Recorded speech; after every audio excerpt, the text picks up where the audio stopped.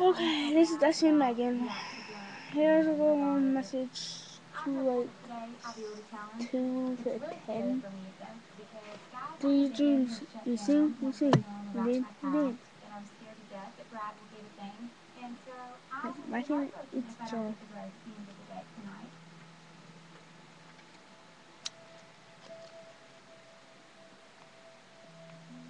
Do you think Emily is gonna tell Brad her story tonight?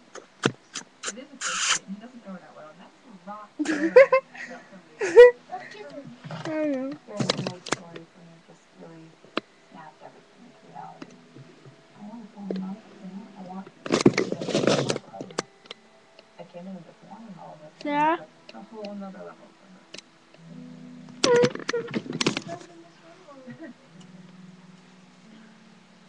At the end of the day, like, I came here because I wanted to meet somebody, I wanted to fall in love, whatever, see if there was a connection, the whole experience, all of that, but I Oh my wanted to, but I goodness, can't do it until we freaking are here in poopers. DC, I'm not sure if Emily's going to be able to tell